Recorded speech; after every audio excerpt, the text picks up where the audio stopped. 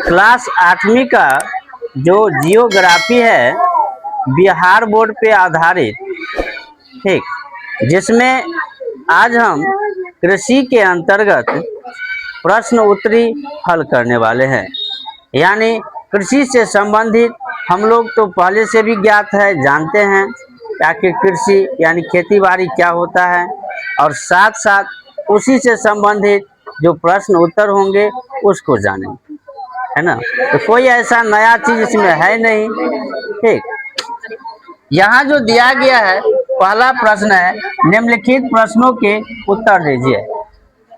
इसमें कुछ प्रश्न दिए गए हैं 4-5, इस श्याम पट पे मात्र 2 ही है ना। इस वीडियो में हम 2 प्रश्न देखते हैं कि क्या है। पहला क्या है कि कृषि क्या है। सबसे पहले ये पूछता है कि कृषि क्या है ना। हम लोग भी और लगभग गांव में रहने वाले सारे और भारत को भी कृषि प्रधान देश कहा जाता है ना। यह भी आप लोगों को याद होगा कि यहाँ का जो ज़्यादा से ज़्यादा लोग है, व्यक्ति है, वो कृषि पर निर्भर रहता है ना। यानी खेती बाड़ी करना मुख्य कार्य होता है, ठीक। तो कृषि क्या है? कृषि एक प्राथमिक क्रिया है। प्राथमिक का मतलब होता है सबसे पहले, है ना। जब भी आप पढ़ने के लिए भी जाते हैं तो सबसे पहले प्राथमिक स्कूल जाते हैं, है ना।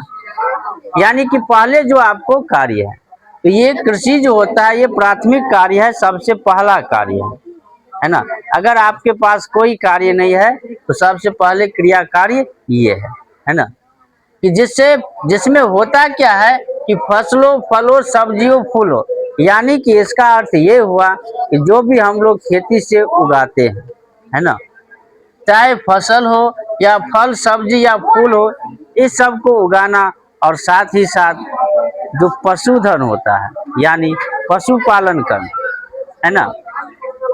आपके पास गाय भैंस है, ठीक, साथ साथ कुक्कुट पालन और सब भी होता है ना। जैसे कोई मुर्गा और भी पालता है, होता है ना। तो वह सब यानी पशु जितने हैं वह सब पालन क्या कहलाएंगे? ये कृषि कहलाएंगे। क्या कहलाएंगे? कृषि। यानी फसलों को उगाना और पशुपालन कराना, यही सब क्या है? कृषि। ये पहले प्रश्न था और इसका उत्तर। दूसरा प्रश्न क्या है वह देखो, उन कारकों का नाम बताइए जो कृषि को प्रभावित करते हैं। आप हर एक कार्य करते हैं, हर एक कार्य में कोई ना कोई बाधक होता है।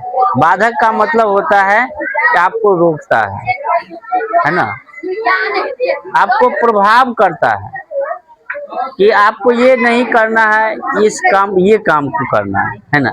जब आप कृषि करते हैं तो कृषि कार्य में भी प्रभावित है, कोई ऐसा काम है ना, जो प्रभाव डालता है। क्या डालता है वह देखिए, अनुकूल स्थलाकृति।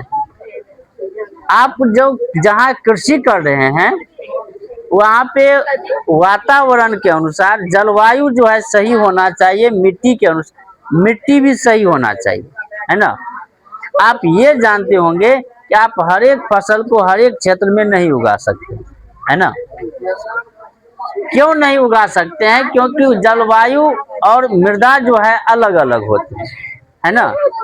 मिट्टी भी 5-6 प्रकार के उपस्थित है भारत में। तो यहाँ पे जो है स्थला आकृति जो होता है, मृदा होता है, जलवायु के अनुसार जो है ये दोनों कृषि को प्रभावित करते हैं, है ना। जहाँ मौसम अनुसार मान लो बहुत ऐसे फसल है जिसमें ज्यादा पानी चाहिए, वहाँ वर्षा होगा, उसी के बाद ही वहाँ क्या होगा? अनाज उगेगा। अब जिसमें पानी नहीं चाहिए तो वहाँ तो कम बारिश वाले क्षेत्र चाहिए, है ना। कोई पथरीले क्षेत्र में भी होता है ना, पहाड़ और पे भी उगाते हैं ना। तो यह होते हैं, ये मृदा और जलवायु ये प्रभावित डालता है ना, प्रभाव डालता है, ठीक। यह थे 2 प्रश्न और उत्तर, और इससे आगे जो है अगले वीडियो में दिखाए जाएंगे, ठीक। उम्मीद करता हूँ कि आपको यह वीडियो अच्छा लगा होगा।